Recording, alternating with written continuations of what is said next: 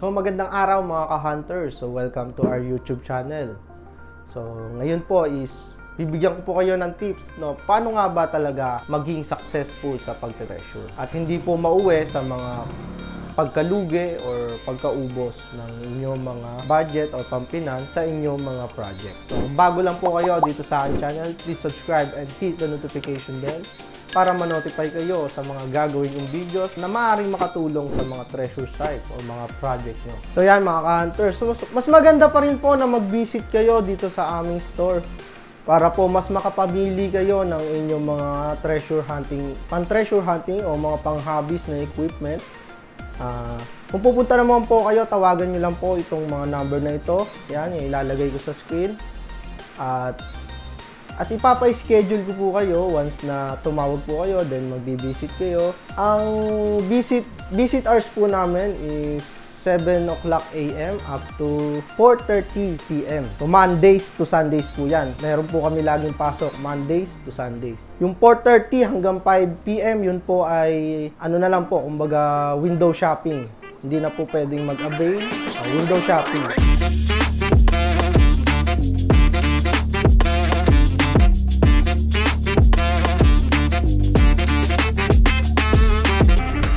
Simulan po natin sa history. So, history po ng lugar. Yan po ang pinakaunang aalamin nyo. Once na magsisimula pa lang kayo, wala pa kayong knowledge about sa pagte-treasure, syempre, magbe-base muna kayo sa history. Yan po yung number 1 na kailangan nyo malaman. Syempre, magsisimula ba kayo sa wala namang history, di sayang lang din yung pagod nyo. Number 2, so yung po yung live pointer. Live.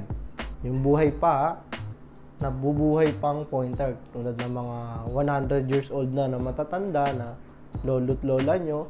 Yun po yung pinakamagandang tip, pinakamagandang pagbabasihan nyo yung mga live pointer. Siyempre, dito alam nila kung saan binaon, maaaring nagbago lang yung itsura, hindi na matandaan. So, pero alam niya na doon sa pwestong yon na doon sila nagbaon kasama yung mga Hapon.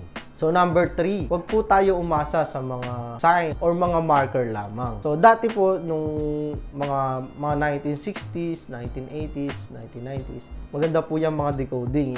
I-decode nyo po yung mga sign. Kasi nga po wala pa pong mga equipment na maaaring makatulong doon sa inyo nung mga panahon na yon. So wag po kayo umasa sa mga ganyan. Kasi hindi naman po ibig sabihin na may markings, meron pong signs, meron pa rin pong laman yung treasure na kinukuhanan nyo. Speaking po sa mga signs and markers, so elaborate po natin yung ano ba yung markers, ano ba yung signs. So unahin po natin ano nga ba yung mga markers. So ang markers, kumbaga yan po ay mga landmark. Example, ito po yung buong area nyo. May nakita po kayong bato dito sa surface. So, yung bato is may nakaukit na triangle. So, yan po yung mga vicinity markers. Kumbaga, nandito po yung target nyo. Ito po yung palatandaan nyo na malapit na po kayo doon sa target. Yun po yung mga vicinity markers. So, ayon po sa mga mapa is nalayo po yan sa mga other mark. Meron po kasing dalawang markers, yun po yung sub-bearing and main bearing. So, sa sub-bearing, ito po yun, yung mga vicinity markers. Sub-bearing. Yan. So, nalayo po yan hanggang 100 meters distance. Papunta sa main bearing. So, ano po ba yung mga main bearing? Yung main bearing po is yung mga puno. Yan. Yung mga puno naman pong yan is nilalagyan po nila ng marker na bakal. Yung bakal na kwadrado, pinapako nila sa mga puno. So, ano naman tong mga puno na to? Yan po yung mga namumunga ng dilaw, saka namumulaklak ng dilaw. Example na po dyan is yung mangga. Dito naman sa namumulaklak is sampalok or acacia. Sampalok, acacia. Yan. Sampalok, acacia. So dito, Manga, Santol, Lanzones. Sa case sa Mindanao is Mulabe, meron yan. Mulabe. Or Tugas.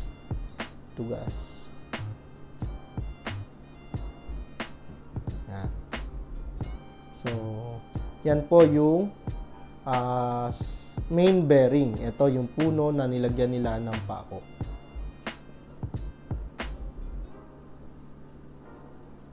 So, nalayo naman po sa mismong item na po yan, o sa mismong target, hanggang 20 meters.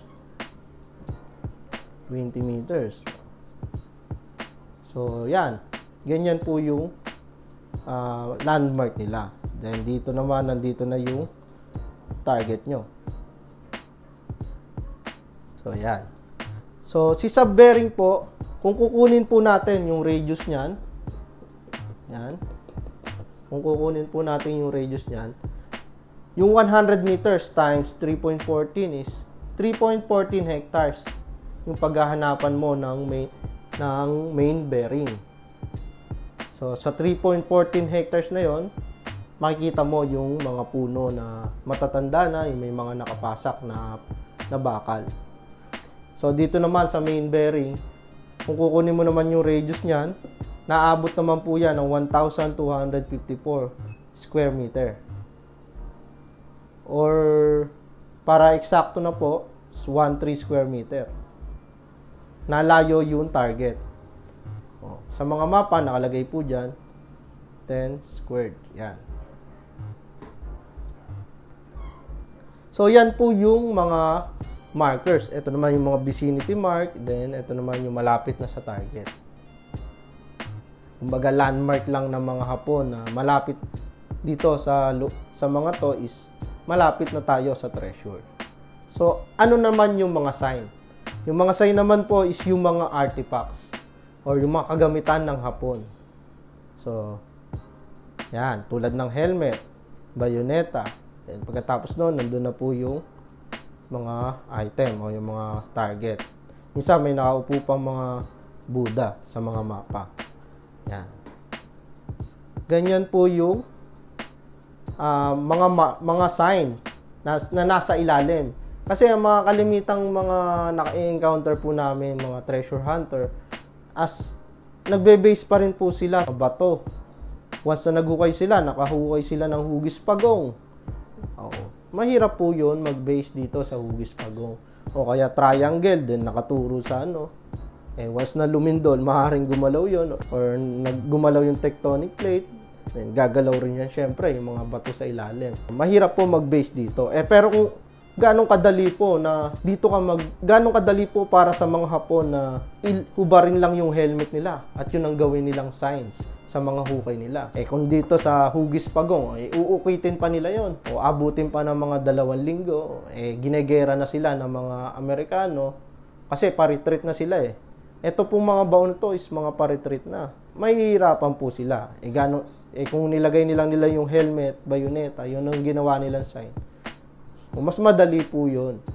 Saka, kung bato pa rin po ang pagbabasihan nyo kasi, kung sa dami po ng bato sa Pilipinas, so, hindi po pa pwedeng mag-courting pagong, mag-triangle, or maging nabuulan talaga ng simento.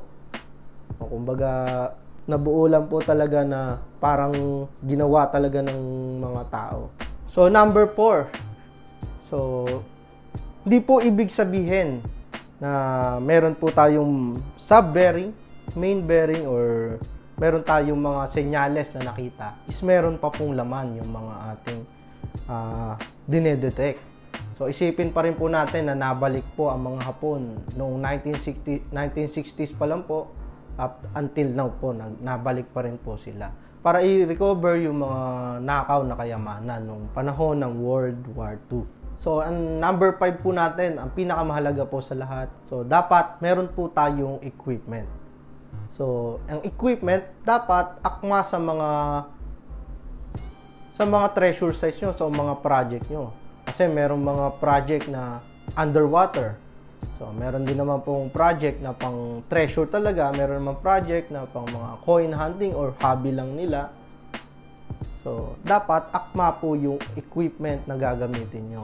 So, sa laki po kasi ng pagdedetikan nyo, halos 3.14 hectares. So, kailangan nyo po dyan is yung locator.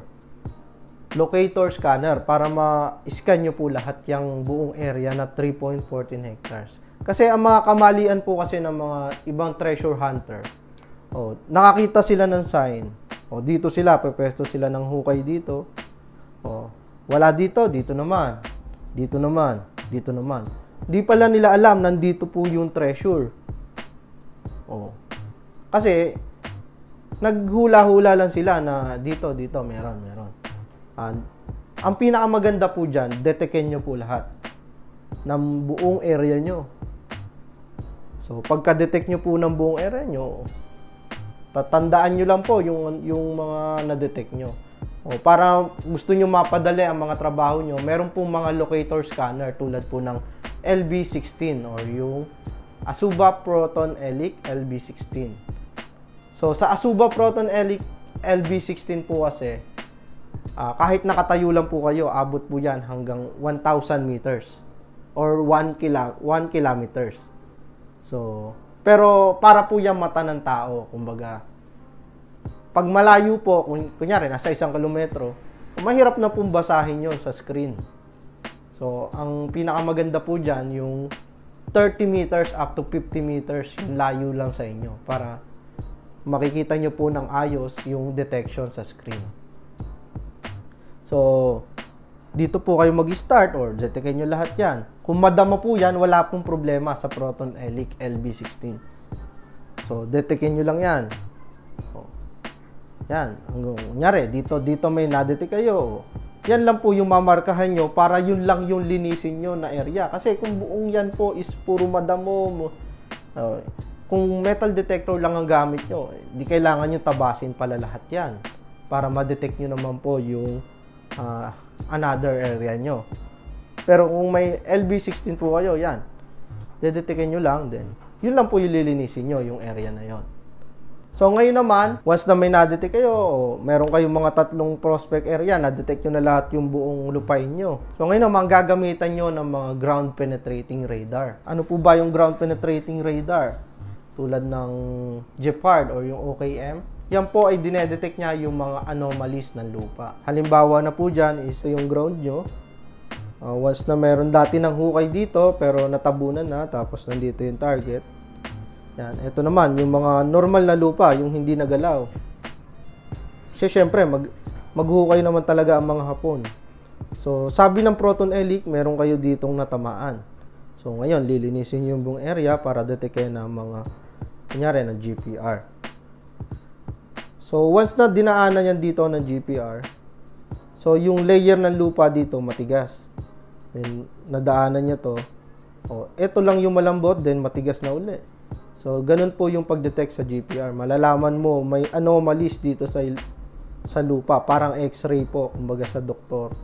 Nakakagamitan ng mga doktor is X-ray po. Then, once na may target po dito, yan, pag-box, pa-pyramid po yung detection niya. And mag-uulit po yan. Pero pag pabilog, kunyari, mga drum, pag ano naman po yung detection niya. Once na silang dalawa po ay nagsabi na mayroong target na tinatamaan, yun po yung papasok yung mga metal detector. Kasi sure na kayo na meron talagang target na tinamaan. Kasi dalawa na po yung nagsabi. So ngayon, ang buga kasi ng detection ng GPR at mga locator scanner is pa-B at pa-cone. Yan. So kung meron pong target dito kayo naghukay, maaring daplis po kayo. Kaya, gagamitan nyo po ng metal detector or dito sa ibabaw. Maaring dito yung walling. So, yun po yung mga tips na maaring makatulong sa inyong mga treasure sites. So, syempre, pag may hukay na kayo, at kunyari, papasok kayo sa mga tunnel, maaring metal detector na lang po yung gamitin nyo. Hindi na po kayo mag-locator kasi alam nyo na naman po kung nasaan yung area kung ano po yung dedetectin nyo. Yan, maaari pong metal detector lang. Kasi ang mga metal detector, kaya niya po yang mag-stand alone. So, kaya niya po yan. Kahit wala po yung mga locator, wala yung mga GPR, kaya niya po yang mag-stand alone. Basta may hukay na kayo, pwede nyo i-check yung mga walling. And then, pwede nyo gamitin yung mga malalaking coil para mas mapabilis yung trabaho nyo. Sa mga nagte-treasure, so dapat tama yung at akma yung mga kagamitan nyo na gagamitin para sa mga treasures. So, kung bago lang po kayo sa akin channel, so, please subscribe and hit the notification bell para ma-notify po kayo sa mga gagawin kong videos na maaaring makatulong sa mga treasure sites or mga project nyo. So, sa mga nais mag-visit dito sa aming store, tawagan nyo lang po yung mga number na ito. Yan. And then, i-schedule po namin kayo. Then, once na malapit na kayo or papunta na kayo, tawagan nyo lang po ulit para alam po dito sa office na papunta na po kayo. Na may appointment kayo sa gantong oras, sa gantong araw, or sa gantong buwan. So, ako nga po pala si Raven, isang product trainer ng Bourbon.